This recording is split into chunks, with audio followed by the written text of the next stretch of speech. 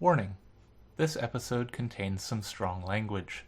Listener discretion is advised.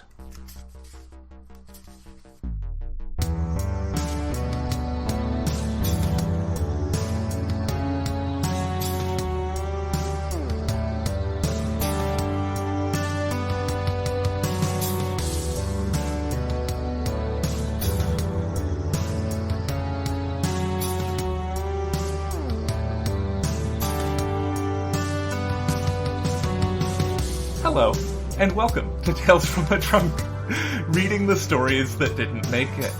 I'm Hilary B. Bisnieks. Listeners, this November I'm very excited to introduce a hearty proponent of NaNoWriMo, Nina Niskanen. Nina, welcome to the show. Thank you, Hilary. I am very pleased to be here. I am very pleased to have you here. I was thinking about all the people I knew who could talk my ear off about NaNoWriMo, and you were top of my list. Well, you certainly came to the right place. Excellent. For the benefit of people who do not have our video feed, which is all of our listeners, I couldn't help but crack up during the intro because we have been giving each other absolutely queer double thumbs up the entire time that we've been on this call. Yes, as Hilary said when we began this call, excellent, we are both 2 thumbs up queer. Yeah. So before we get into the story, I just wanted to give a second to talk about pronouns, because we come from 2 different places where I use they, them, and for legacy reasons, he, him pronouns. And Nina, you use she, her in English, but I technically do, but as I keep telling everyone, Finnish only has one personal pronoun, so I will and absolutely do mess up everyone's pronouns, including mine. My manuscripts are a nightmare to edit because everyone gets misgendered. And seriously, if I have never misgendered you, I just have not spoken enough about you. I'm sorry. I try. It's just hard. Linguistically fair. Yes. So with that not out of the way, but with that said, because I thought it was important for people to know, and because I just like languages. Languages are awesome. Languages are the best. See, I'm learning Spanish right now, and it's a nightmare because everything is gendered. You cannot have a favorite cat. Well, you cannot have mi gato favorita. It's always like, why? It is everything. Everything is a gender. Everything is a tense. Yes. I don't... Why? Why do you do this to yourself? Whereas in English, we just have, everybody else's stuff that we mugged them for in a dark alley one time. This is why moose and goose are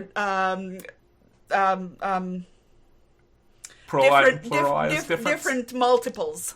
Yeah. I was just laughing about the other night how funny it would be if moose were meese. Yeah. I would like it if moose were meese, or if goose were gooses. Yes. Either way. That would be Untitled nice. Goose's Game. So, Nina, you're going to be reading from The Golden Bees of the Black Stream. Yes. Is there anything we need to know about it before we get in? Not really. It's a short story. I don't think that I will have enough time to get through all of it. But no worries. It starts from the beginning and goes as long as it's gonna go. Perfect. The Golden Bees of the Black Stream. Selma guided her daughter away from the cloud of bees. Tiny, half-metal bodies zipped all around the 2 women. Selma held her breath as they shuffled past the final stragglers. Ada's hands were cupped around the failing queen from one of the 4 hives. The roar of the hive drowned out the constant hum of engines ever present since before Selma's birth. She let out her breath when the swarm retreated, and Ada tipped the queen inside a glass jar.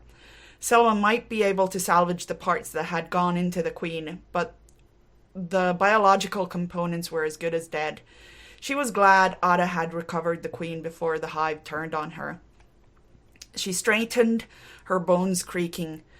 She had been feeling her age lately. "Where's the new queen?" Ada asked. Selma wanted to slow down when all Ada seemed to want was move faster. Selma had never quite managed to connect with either of her children. Ada was brilliant but impatient, too fast in a ready-made world. Her son, Levi, was as quick and brash as brilliant, but his brilliance was with people. Neither seemed to think she had anything to teach them. "You have to realize," Selma said, handing Ada the tiny cage that held the new queen. "You can't place the new queen and hope everything will be all right. You need to prepare the hive, or they'll finish her off." Ada smiled like she'd heard it all before, which she probably had. "Don't worry about it." Selma did worry about it. The bees climbed up and down her skin, here and there a more anxious individual giving herself a way out of the panic by stinging Selma. She always felt sorry for the bees. She had tried to engineer ones that didn't die when stinging, but they had turned aggressive. She'd lost 2 colonies to the experiment, one that had been invaded and killed, and the other at her own hands. The silence of the hives afterwards had been deafening. She shook herself to force the memory away. "I know what I'm doing, Mom. You could retire tomorrow, and nobody but the 2 of us would know the difference." Ada turned and immersed herself inside the swarm. Selma turned away from her daughter. She wasn't ready to give up any of it. She still had a trick or 2 to teach her daughter, and maybe a second apprentice. She could still be useful to the ship's community, and her bees still needed her. The hum of their tiny wings against her skin was as much a comfort to her as it was to them. The warning of an airlock breach rang through the ship, the sound loud enough that Selma could feel it vibrating through her. Selma staggered to the security screens to see youngsters gathered around the airlock, shouting their ecstatic youth. Someone was about to do something stupid. There would be another round of meetings in the vein of, "We all need to pitch in to keep the ship safe and heading to our destination." The 2 sister ships, Midnight Queen and Crimson Prince, both filled to capacity with people who would never live anywhere else. Selma couldn't help but curse the naivete of the ship's designers. They had designed a thing that was dangerous for incompetence and then added generations of bored teenagers with easy access. Selma could understand the need for a support vessel to visually confirm that everything was all right. Selma could even see the necessity for the crew of the Swan to get elsewhere than the tiny support ship and get supplies. She could also see why the crew would need airlocks on both ships to get in and out of their posting. But the designers had solved the problems of mechanics without ever considering the biological components. Security would take care of the foolhardy idiot before anything terrible happened. Selma was about to return to her work when the crowd shifted and Selma saw the airlock. A tall, handsome young man stood inside it, a glass of something raised high, his long red hair obscuring the woman he was kissing. Selma stared, hoping that what she saw wasn't real. Then the 2 ended the kiss, and her son spoke to the crowd, raising his glass higher. "Mom, where are you going?" Selma was running before she knew what she was doing. Levi was going to launch himself into the void with minimal protective gear to prove his masculinity. It was possible to reach the support vessel circling the 2 sister ships if you timed it right. Your aim was true and you were in good shape. But it was such a stupid, reckless thing to do.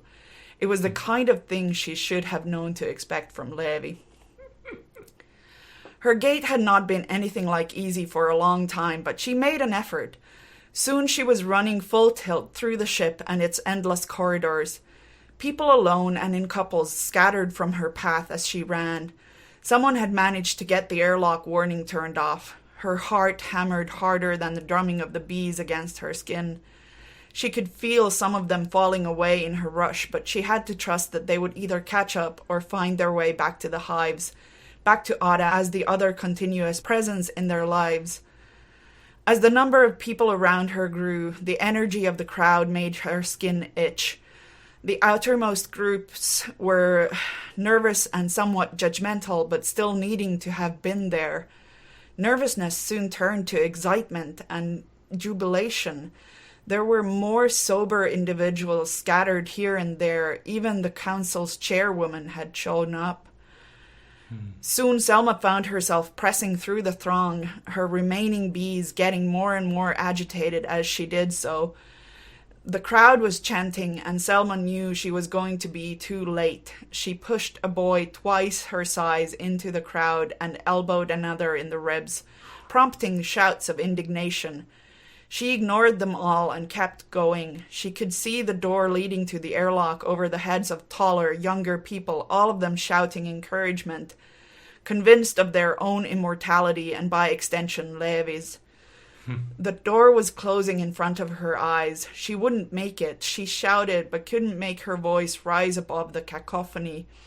Her bees had fallen behind, all but one, clinging to her sternum, wings vibrating. Or maybe it was Selma's heart. She reached the doors and threw herself against them over and over. She banged her fist against them, willing them to open. When they wouldn't, she elbowed her way to a viewport. She watched as the gold and crimson arrow that could be no one but her son shot out of the side of the ship toward the looming grey and red figure of the Crimson Prince. The smaller, blinding white swan came sliding out from the left side. Her heart was in her throat as Selma watched her son reach for the swan as he passed it. His full hand skimmed it as it went, his momentum too great for the grazing touch to slow it, even with the magnetic gloves. She saw the movement of the swan's crew as they were a little too late to catch him. Somewhere in the crowd, someone whooped in disappointment, not realizing what it meant that Levi hadn't stopped. Selma couldn't breathe as she watched her son slide toward the Crimson Prince, knowing that when he did, he would be frozen. Her hand flew to her mouth as she watched the streak hit against the side of the Crimson Prince to shatter like confetti. She fell to the floor, her hand grasping the wall. As the people around her disappeared in ones and twos, the bees came back. They covered her, hiding from curious eyes. "He didn't make it, did he?" Ada asked. Selma shook her head. Ada sighed and seemed to fold in on herself as she sat down next to Selma. Selma grunted as she turned away from the wall to stare at the crowd with her daughter. Shocked faces and guilty shuffling had replaced the fervor of minutes before. Ada leaned her head in her hands. "So he's gone?" Selma shook herself, getting up in one determined movement, the bees that had found her buzzing across her skin. She noticed that some of the bees were clinging to Ada as if she were their queen. Selma pushed the thought away firmly. Selma's body started to hum like a hive waking up after hibernation. She needed to move. She needed to do something. She wanted to shake the world down to its smallest components and build it back up again, with her son back as he had been. She wanted the wound gone, not just scarred over, but erased, as if it had never been there. Selma spotted the council's chair standing on her own at the edge of the dispersing crowd. Ada must have also noticed her because she reached out to snatch Selma's forearm. "Mom, please don't." Selma leaned down to her daughter, cupping her cheek and ignoring the tears flowing over and between her fingers. "Ada, I have to do this for your brother. I can bring him back." She wasn't as sure as she was letting on, but she knew Ada would be happier not knowing the details. Ada stared straight into her eyes, and Selma couldn't tell if the pain she saw there was for herself or her brother. You don't always have to be the one to clean up his messes. Selma leaned forward and kissed Ada on the forehead. The tips of Ada's curls pressed into her nose and surrounded her with a scent that made her feel 20 years younger, comforting a skinned knee. She pulled away, managing to shake a couple of bees loose, leaving them behind to crawl across Ada's shoulders. They looked soothing. For less than a fraction of a second, she envied her bionic bees their humanity. It is my duty. Ada looked beatific, her dark brown eyes fixed on Selma, the bees' part metallic bodies contrasting against her amber skin. For the first time, she realized that Ada had never shied away from her bees. She almost reached out again to caress her daughter's cheek. Instead, she turned and strode through the emptying bay. Ada would understand. She always did. A few good strides brought her close to the council's chairwoman. Madame Hilka stood in a prim pose that made her look like a statue, a frozen moment that would never have a next one. A high collar framed her face like the cell of a honeycomb around a hatching larva. Her graying dark brown hair was pulled off her face in a severe bun. She looked regal, and Selma knew full well that was intentional. Not here. It was all Hilka said before she turned on her heels and walked away. Selma followed in silence. A twinge in her back reminded her of her age when she wrenched open a heavy door before it had a chance to close behind Hilka. She drew herself up, forcing herself not to wince as she followed the woman who had been her friend a lifetime ago. The room beyond was a smaller chamber with just a small round table and 2 chairs, the walls lined with fabric. Hilka drew a curtain across the doorway as soon as Selma got through. She crossed her arms over her chest and looked about ready to sting. No more than one queen to a hive, Selma reminded herself. What do you want, Selma? I'm busy. My son. Hilka let out a startled laugh. You expect me to wake the dead now? Selma shook her head. Don't worry about that. What? You'd use precious resources just to get back pieces to recycle? I think we can deal with losing one person's biomass to the void. Selma balled her hands into fists. She didn't realize there was a bee inside her left palm. It stung her, but the pain registered too late. Before she could stop herself, the small body got crushed inside her fist, the metal parts lodging themselves in her palm. The pain centered her into the moment. Even if he had been successful, he put other lives in jeopardy. And for what? A chance at my daughter's bed? He can't be controlled. Let it be. Selma closed her eyes and breathed deep. As much as she wanted to give her anger the reins, she knew that Hilka could harm her much worse. Hurting people was all about finding the pressure points and pressing until the victim screamed. And Hilka had always been very good at finding pressure points. I can make him better. You can't be serious. You can raise people from the dead, and you never told anyone? Selma could still see the traces of the little girl Hilka had been, the one Selma had thought would be her best friend forever. Hilka had been so cool and exciting back then. Selma still couldn't tell where the two of them had gone wrong. Maybe they both changed, or had the calculation in Hilka's eyes been there even then? Under certain conditions, Selma said. She could feel the numbers marking the value placed upon her and hers inside Hilka's brain. She walked over to one of the chairs and suppressed the grunt when she sat down. Have you tested this? Selma saw the greed in the other woman's eyes. Of course I haven't tested it. Don't be absurd. Then how do you... I know, all right? How could she explain how the bodies of living beings had always sung to her? It was as if she vibrated in a different tune to everyone around her, including her children.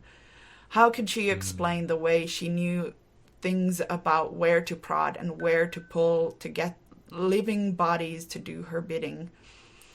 Especially to a person who saw the world in wins and losses. And you need my help with the resources to be able to go walk about outside to gather the pieces, yes? Selma swallowed. She knew the price would be something she couldn't afford to give. Yes. What are you offering in return? Selma fought to draw the next breath. Anything. Hilka stopped her pacing. Selma shifted as she realized that Hilka's eyes had focused on the bees instead of her. You can't handle the bees. Even Ada can barely control them. Hilka shuddered. I'm not interested in the bees. Despite the words, the hunger in her eyes clued Selma to the situation. You want the honey. Selma hated that she could read Hilka's face so well. How much? Hilka shrugged as if it didn't matter. Everything. Selma went pale. That's not possible, Hilka interrupted. Selma shook her head, her eyes wide with shock. The ship can get its stores from me, at a cost, of course. What about Ada? She can, of course, keep working with the bees for as long as she wants. Never in her life had Selma expected that Hilka would dare to demand a monopoly, not to mention on something so crucial to all life on the ship for generations to come. She would demand Selma sign her daughter up for servitude just to create power. The idea nauseated her. Here's the deal. I get you the equipment to go walk about. Only you, no one else. I don't care how you gather the pieces, but you do it in 12 hours. That's all the oxygen I'm willing to give you. In exchange, you give me exclusive rights to the honey your bees produce in the hives you have now. Hilka had been there when she'd made her first hive. It had taken her entire life to create the 4 hives she had. There wouldn't be more during her lifetime. As if she could see into her thoughts, Hilka said, and you'll of course maintain the hives as long as you're alive. You'd steal from my daughter to allow me to save my son. I'm not completely heartless, Hilka said with a small chuckle. I'll pay somewhat less than what you're used to. Costs, you know. Guilt rose up like bile, burning Selma's lungs as she tried to breathe. She was talking about taking away Ada's livelihood, too. I can't, she whispered. Hilka shrugged as if the matter at hand were inconsequential to her. I'm sure the memorial will be beautiful, she said, and turned to leave the antechamber. Wait, Selma spoke before she knew she meant to. This was the only deal available to her. Hilka stopped where she stood. Yes, she said without turning. You've got a deal, Selma said. She waited for the ship to rise around her and swallow her in one big foul lump. She had to hope that Ada would forgive her. Hilka clapped her hands together, still not turning to look at Selma. Wonderful. You'll find the gear in the bay by the time you're done dropping off your bees. Wouldn't want the poor darlings to get damaged, would we? The door shutting behind Hilka made no sound, and Selma thought it fitting. Her world ended silently and without anyone much noticing. Ooh. Oh, that is crushing and amazing and just makes me mad at boys. I mean, it's totally fair since it's essentially a retelling of the story of Lemminkäinen from Kalevala. And basically, the story of Lemminkäinen is a story that makes you mad at boys. I'm pretty sure the people who wrote Kalevala were mad at boys.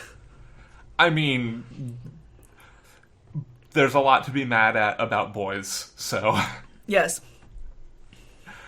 I absolutely adored that, and I love a good retelling, and also love a retelling of a story that I'm not familiar with, which, you know, to be fair, there are a lot of them. Very few people are familiar with Kalevala. Although, when I was at Clarion, we got tickets to Comic-Con, and one of the vendors there, he was selling... Can't remember what he was selling, but I bought a t-shirt off him that says, fight evil, read books. Nice. And he knew what Kalevala is. And I was like, whoa. That's awesome. Well, I suppose that Comic-Con would be a place where you would find people.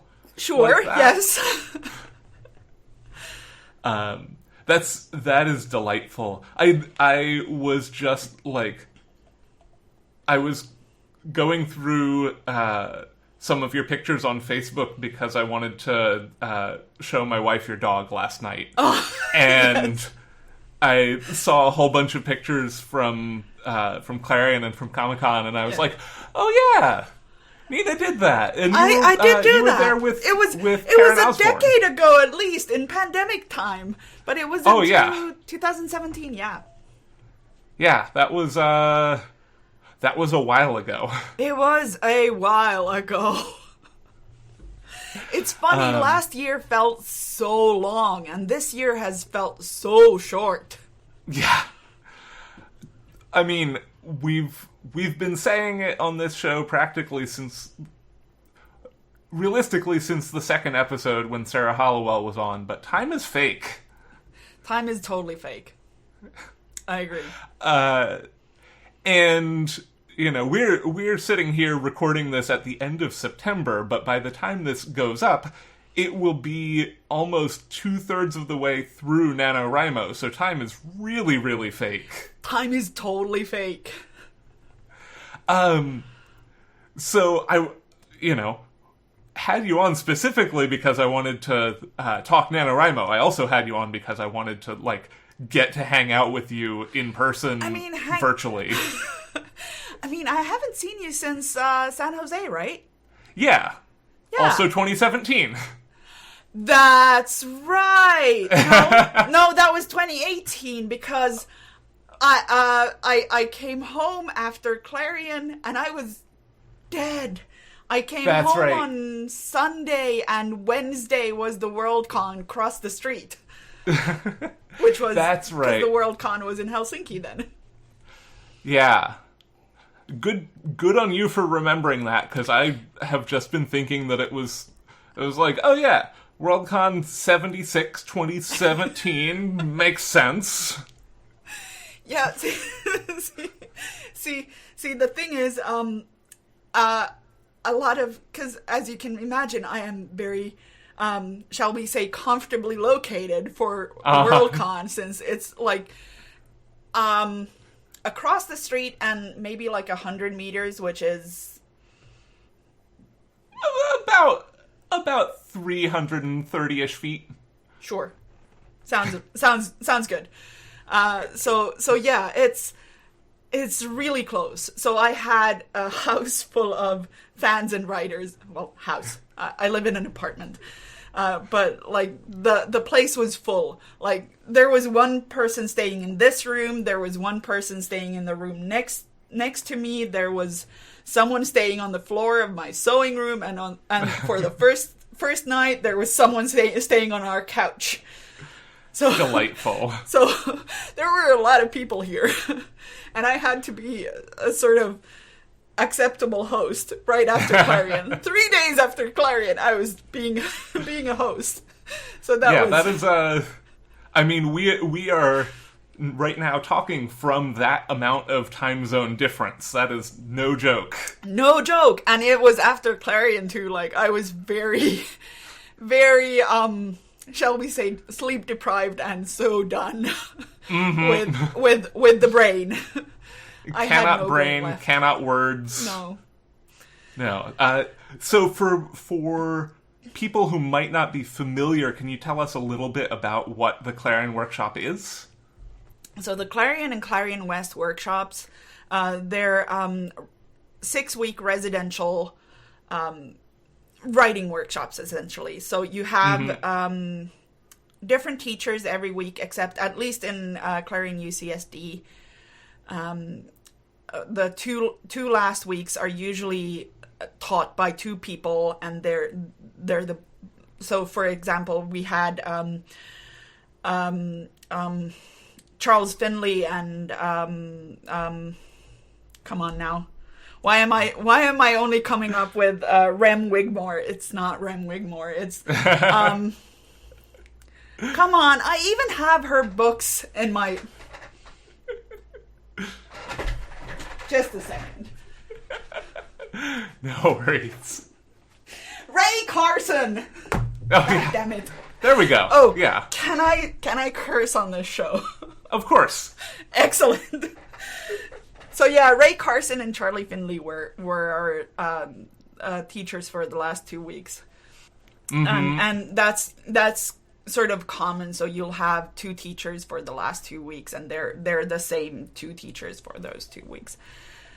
So yeah, you and every week, everyone is sort of semi-expected to write a short story and then critique 17 others. So really, if you want to get the Clarion experience without doing the residential route, just get 17 of your closest writing buddies together and just critique each other's stories for every week for 6 weeks, and you'll get the experience. Certainly a lot cheaper than getting to San Jose. Absolutely. I mean, for most people, I will say for me, pretty easy, just like a 10 to 12 hour drive. But. I mean, sure, but like, I think I had almost that amount of flying. And That's a bunch. It was a bunch, yeah. But at least I got my flights were pretty direct, if I remember correctly. So I didn't have like a huge layover or anything. Yeah, I'm pretty sure my flights were direct, so that was good. Yeah. As far as things go, not too bad. No, not too bad. So, I know words. I know how to podcast. I mean, words, there are a lot of words. There are a lot of words. At least you don't have the best words. It's true. I don't have the best words. I have some words in a number of different languages. That's worth something. There you go. I have words in English and Spanish and a little bit of German and a tiny bit of Latvian and a tiny bit of Japanese. That's like a lot more words than a lot of people have. That's true. Although I can top you. Yeah. So I am fluent in Finnish and English. I also know a helpful amount of Swedish, French, and Spanish. A little bit of German, a few words of Japanese and Russian. But a lot of the stuff that I know in Russian is not necessarily all that helpful. I had a friend of mine who painstakingly taught me to say, hit me hard and call me comrade in Russian. I am not going to be saying that in Russian anywhere in Russia. No. I can think of more useful phrases, like maybe, can we come to an agreement? Yes. Totally. So it is now, when people are hearing this, 2/3 of the way through NaNoWriMo, and you, as I have mentioned, a strong proponent of NaNoWriMo. Can you talk a little bit about where you got started with NaNoWriMo and where you are now? So, I kind of stopped writing. So I wrote a lot when I was a teenager. I even once did my my sister got sort of for you would probably say Finnish homework, but we say mother tongue homework. She was assigned to write a very short story or a flash fiction story. And one of the prompts was, I think it was a twisted fairy tale or something like that. And I liked the prompt so much that I wrote her homework, which she didn't turn in, but I wrote her homework because I wanted to write it so much. Nice. But then I don't know, maybe it's so I after the Soviet Union fell, I grew up in a pretty food insecure household. Mm-hmm. So you kind of develop this tendency to want things to come in a very orderly fashion. Mm-hmm. So I wanted a real job. Mm-hmm. So I bounced around a while and then settled for IT, which is, it's a real job. Yeah. You can't tell me otherwise. No, I, as an IT professional myself, definitely a real job. Definitely. Anyway, so I stopped writing for a long time when I grew up. But then I had my first burnout. Mm-hmm. And unlike in the US, we get actual sick leave. Oh, so, yeah. Yep. So I was assigned something like 6 weeks of sick leave. And I was like, what the hell am I going to do with myself with all this time? So I started writing again. And wouldn't you know it, this was in 2009, I think. Mm-hmm. Something like that. It was right before NaNoWriMo, and I think it might have been on writing excuses or possibly on I should be writing. Oh, uh-huh. Where someone talked about NaNoWriMo, and I was like, okay, that sounds fun. Let's go. So it was like 4 days into the NaNoWriMo in 2010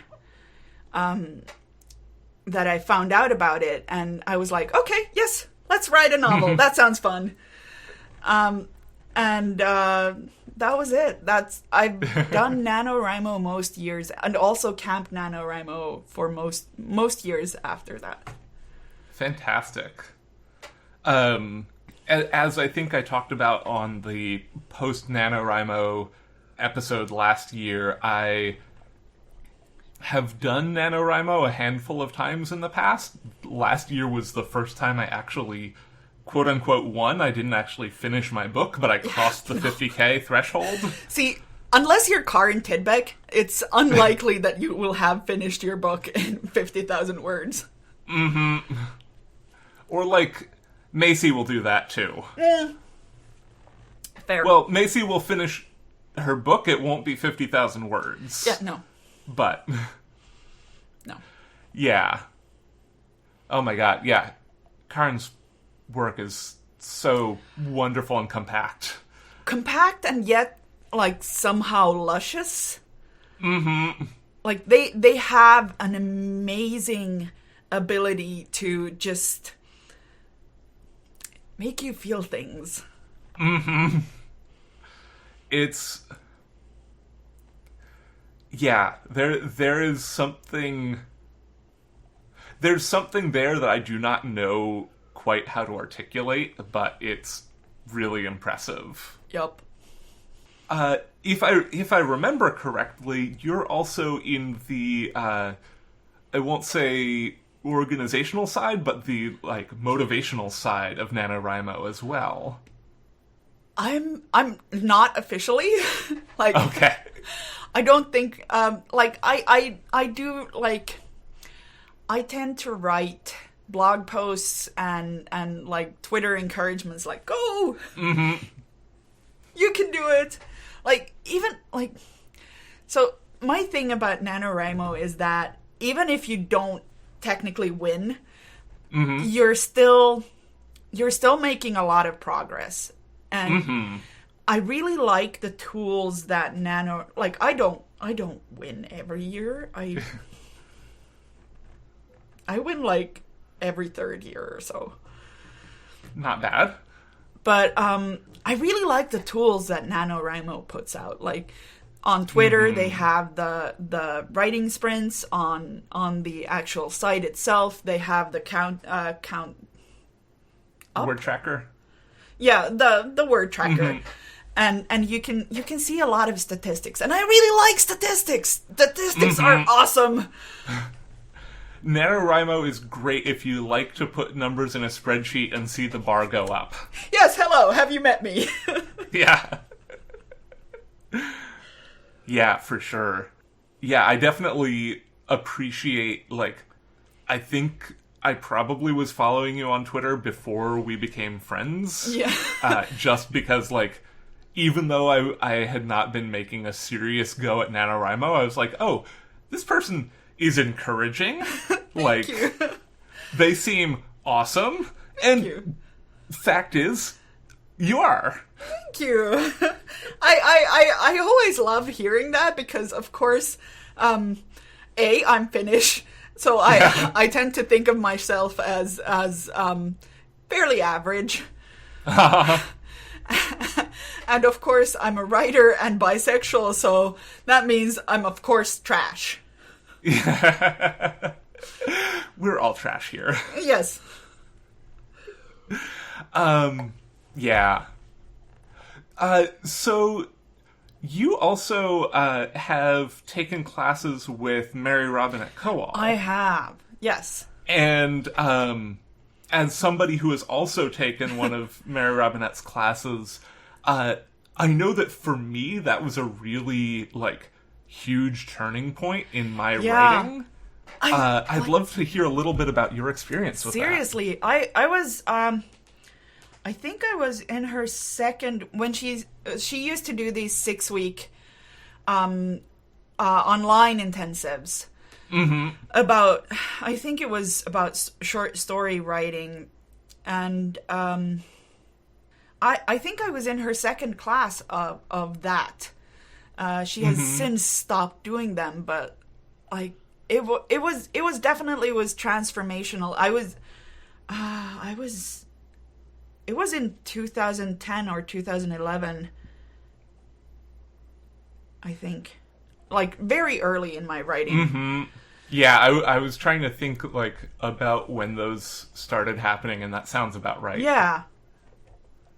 Yeah. It was very early in my writing, and it was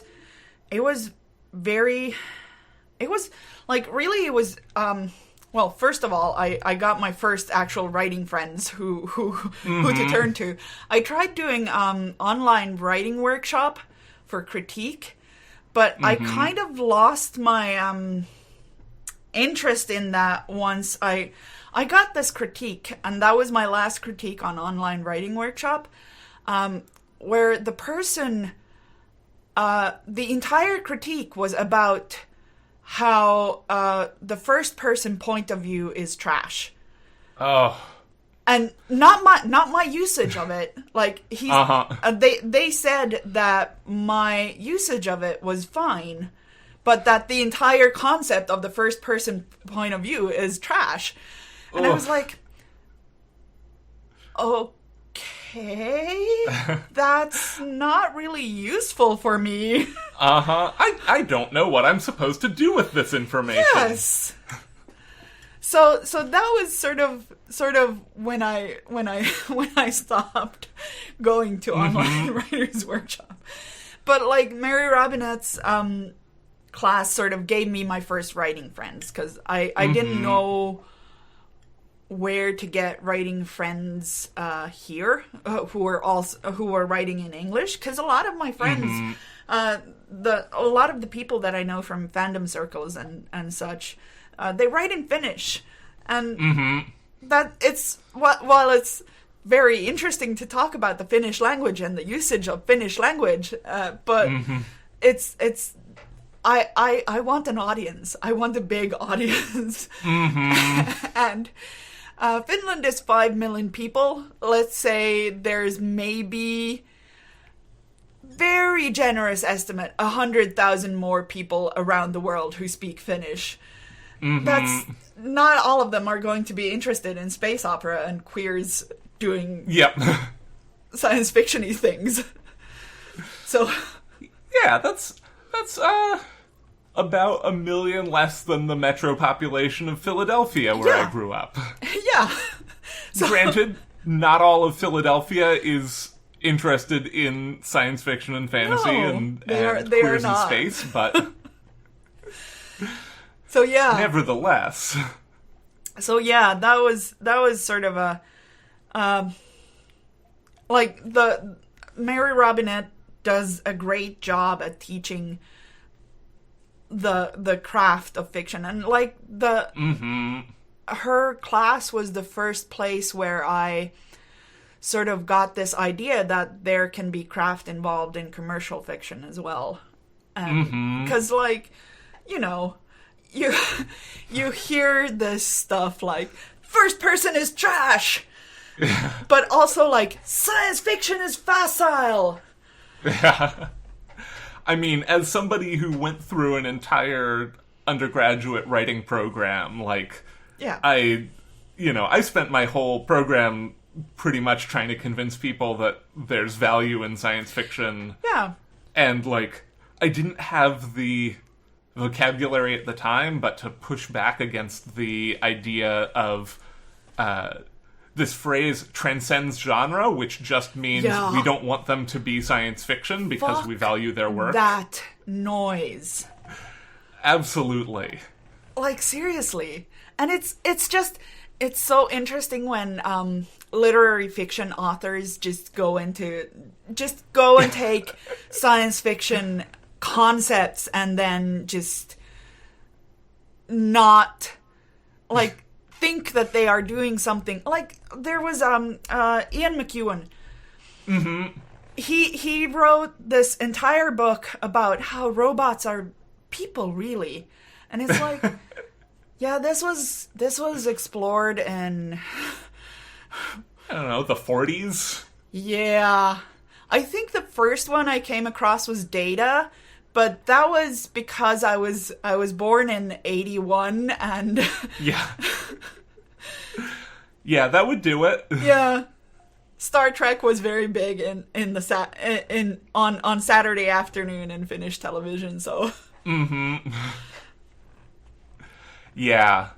Yeah, it's so like, you know, I see, I'm very happy for students now because I see more like genre focused or genre inclusive classes where people are like teaching for instance Ursula Le Guin without saying, oh yeah, but she transcended genre. Like no, like Left Hand of Darkness is essential feminist science fiction. It's very firmly set in science fiction conventions, and it's like it uses the language of genre and it uses the sort of assumptions of genre. Like I just wrote a blog post about how a lot of people miss contexts of stuff, like basically I have this vague memory that there's a 5-minute dick joke monologue in Shakespeare's one of Shakespeare's plays. Oh, certainly. Yeah. and like a lot of modern audiences miss it, and they especially miss it because places like the Royal Shakespeare Company, I am totally dragging on the Royal Shakespeare Company, insists on doing Shakespeare as closely to what he was, what the experience was back in the day. And it's like, but you're missing so much context. And like, The Left Hand of Darkness is so much in conversation with all of the genre. Like, there's, if you don't have that sort of, if you're trying to take it away from genre and the conversation it was having, you're missing like half of the story. Yeah. Yeah, I'm just thinking, like, I don't think you can understand books like that really, like, you don't have to read Heinlein to understand, but, like, understanding where Heinlein was in his career and, like, the ways that Left Hand of Darkness isn't directly in conversation with Heinlein, but, like, is in conversation with the things that were happening in, like, bro science fiction space. Yes! Like, missing all of that, like, the whole gender thing in Left Hand of Darkness and the... Mm-hmm. Oh, God, I can't remember the... Anyway. I've been trying to think of the title for like, this entire conversation, so don't worry. We're in the same spot. That's good. Names are hard. Names are so hard. But, like, the whole... And, like... The way that the Women Men Don't See is in conversation with the Left Hand of Darkness and other, like, all of the stuff that's happening. And you're missing so much if you just transcend genre. Yeah. Like, fuck that noise. Fuck it so hard. Sideways. 100%. So... I just heard this weird noise. I don't know if it came through. It never seems to come through on the microphone, but this blue police box just showed up in my office, and I'm wondering if we could step into this time machine and go back and talk to younger writer Nina about anything that you wish you had known. Oh, God. So I definitely wish that I had known how important it was to just write what you love. Mm-hmm. Like, the Golden Bees is a very good example. I wrote that in 2015, I think. Mm-hmm. 2015 or 2014. So I spent years trying to write American science fiction. That was my first try of writing Finnish science fiction, but in English. Mm. And sort of that's been one of the big things that I need to learn. I'm still trying to learn as just, bleed on the page. Mm-hmm. And just trying to make it. This was actually one of the biggest critiques that Charlie gave me in Clarion is that I want to see the Nina in this story, and I'm like, but it's sort of there. Charlie is so good at giving feedback. He's so very, very good. Like I would always, when he was still... I haven't finished a new short story in a year. Because fuck 2020. Mm-hmm. Anyway, when he was still editing fantasy and science fiction, I would pretty much always send my stories to him first because he gave such nice rejections. Mm-hmm. That it would be such a pleasure to just... Yeah. Yeah, for sure. Between a rejection that I got from him the second time he guest edited an issue before he came on and took over from Gordon Van Gelder was right after I took my weekend intensive with Mary Robinette. Right. And so he gave me a very nice rejection that I didn't quite know what to do with, and then the following weekend was my writing intensive, and I did that, and I, finished that intensive, read back over this rejection, and I was like, oh, I understand what happened here. Yeah. Switched around, 3 paragraphs, cut 1 paragraph, sold that story to the next market I sent it to. Oh, that's awesome. Congratulations. Thank you. And it remains, one of my proudest achievements, partly just because I got to sell a Sysadmin horror story. That's all about monsters in a physical air gap. Are there coders who don't comment? There aren't coders who don't comment, but there are. There's toxic masculinity and sounds about right. A lot of descriptions of server rooms. Sounds about right. Yeah. So one of the things that gets talked about a little bit in NaNoWriMo, and that just in general, and that I know that we are both harping on all the time on our respective Twitters, just in general, is taking care of your information. Yes! So before we get going, let's hear your spiel. Because I think people are sick of it from me. Back up all your shit! You don't want to be the asshole who sells a story and then cannot find it.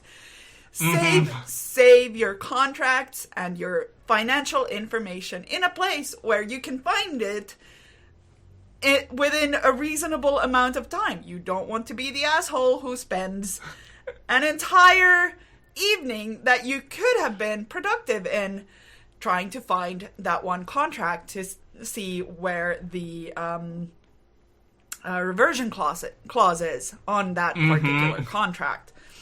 And also use a password manager. Password managers are very, very important. I cannot stress this enough. You do not want to be the asshole who cannot remember a password and then loses all of the, so I use a service called For the Words to write. Mm-hmm. And basically all of my rough drafts are there, and I tend to move them to my Scrivener and to a sort of physical location once a scene is done. So you don't want to be the asshole who forgets and cannot retrieve a password because you know.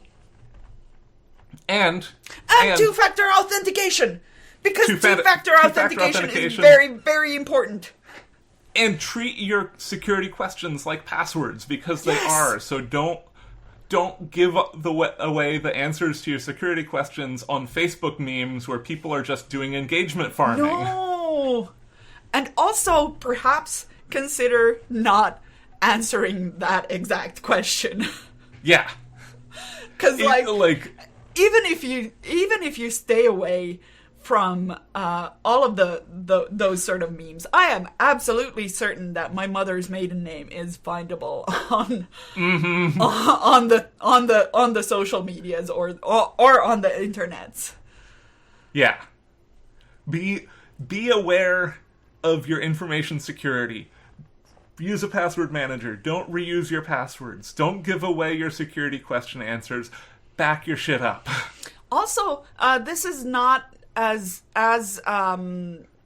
applicable in the US, but if you're elsewhere, don't post your address publicly online because, well, A, you might get stalkers. That is applicable to the US, but what's more applicable elsewhere is that your address can be used to send you bills, and then, Yep. Also, I would like to plug a podcast called Darknet Diaries, which is... Oh, that's such a good show. It's such a good show! And it's not just for the technically inclined. Yeah, because he does such a good job explaining why things matter in a relatable way. And it's... Well, I think it's relatable, but then again, I've been a programmer for 15 years, so maybe I'm not.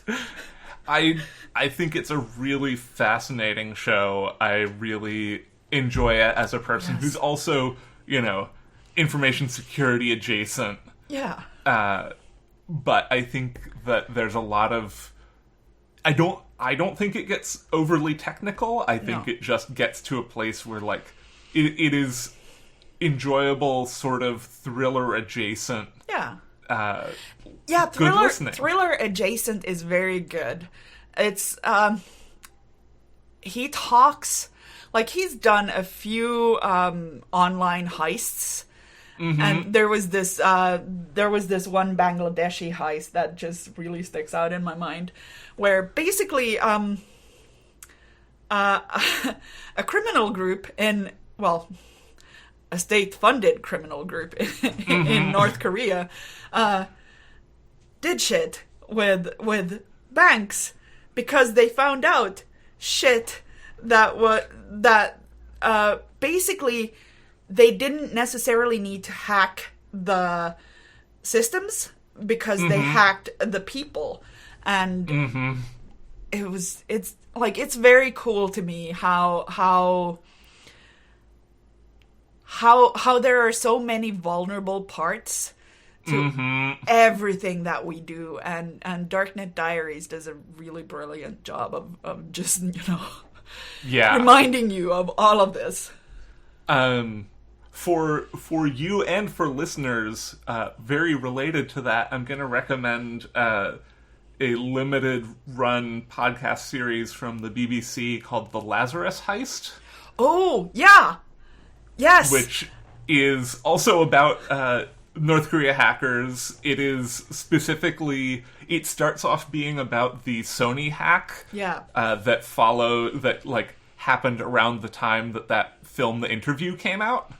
And ends up being, this huge, intrigue thing that it's such a great show. And again, it's produced for not a technical audience. Right. So, there's enough technical breadcrumbs that the people like us who are listening to it are like, oh, yeah. That's cool. But, it's produced for just anybody to understand because it is, from the BBC for a mass market.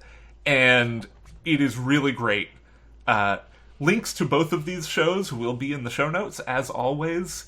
And finally, before we get going, you already mentioned Darknet Diaries. Is there anything else you've been consuming recently that you really recommend? So this is not going to help your audience, but I've been listening to this Finnish podcast called Herrasmieshakkerit, which is basically gentlemen hackers. It is a show hosted by basically two of Finland's oldest working information security professionals. Nice. You might know the name Mikko Hyppönen. Oh, yep. Yeah. He's one of the hosts. Nice.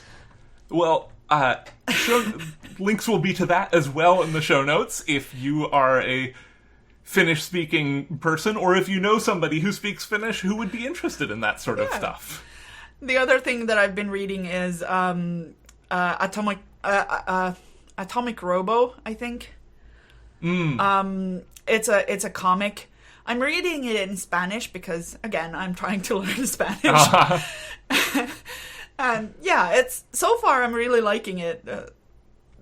I'm nice. Understanding about a third and then needing to translate the rest, but I'm liking it enough that it's keeping me going.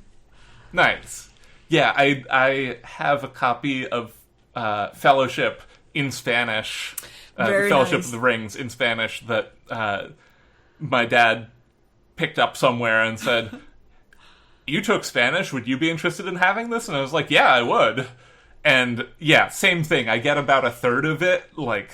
I feel like if I'd had this, 2 decades ago, I would have gotten a lot more out of it because I would have actually been studying Spanish actively. But I actually passed my so in Finland the finals are called matriculation exams.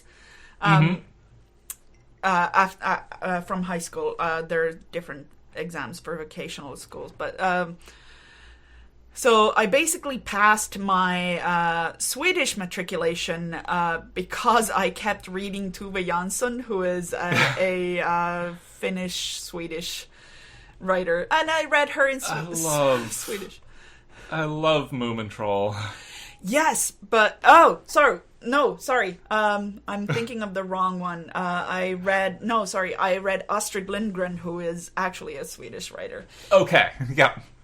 But I did also read Tove Jansson. It's just that I read Finnish. But the Moomins are great. The Moomins are great. Yeah. The Moomins are excellent. But the one of the ones I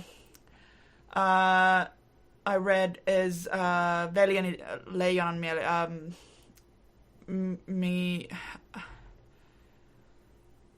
Bröder Lejon. Something, I can't remember the Swedish title. And anyway, it's a children's book wherein the beloved brother, older brother of a very sick young child dies in like the first 10 pages. Oh my goodness. And then he himself dies like 10 pages after that. So this is the kind of thing to expect when speaking to Finns and Swedes. I was going to say, that sounds very Scandinavian. Yes, it's very Scandinavian. Or Nordic, I should say, because Finland is not a Scandinavian country. There we go, yes. Very Nordic. Yes. So before we get going, where can our listeners find you? So most of the time for writing, you can find me on Twitter, where I'm at Niskanen, Niskanen. And my website, where I have everything linked. And I write a blog post every Monday, which is at ninaniskanen.com. Perfect. Links, as always, in the show notes. Nina, thank you so much for coming on the show. It's been an absolute pleasure. Thank you. This has been an absolute blast. 2 thumbs up. 2 thumbs up. I just associate it with Wayne's World. 2 very enthusiastic thumbs up. Wayne's World, party time. Excellent. Yeah. Listeners, stick around next month for 2 very excellent party time guests. Our guests will be Cassie Alexander and Victor Manivo. So, both awesome people. They are thoroughly recommended. Thoroughly recommended. Victor is talking about life after NaNoWriMo and selling your NaNoWriMo book. So they're going to be just standout episodes. Can't wait. I'm still waiting to do that, so I think I'll tune into the Victor. Excellent. Tales from the Trunk is mixed and produced in beautiful Oakland, California. Our theme music is Paper Wings by Ryan Boyd. You can support the show on Patreon at patreon.com/trunkcast. All patrons of the show now get a sticker and logo button, along with show outtakes and other content that can't be found anywhere else. You can find the show on Twitter at Trunkcast, and I tweet at HBBisnieks. If you like the show, consider taking a moment to rate and review us on your preferred podcast platform. And remember, don't self-reject.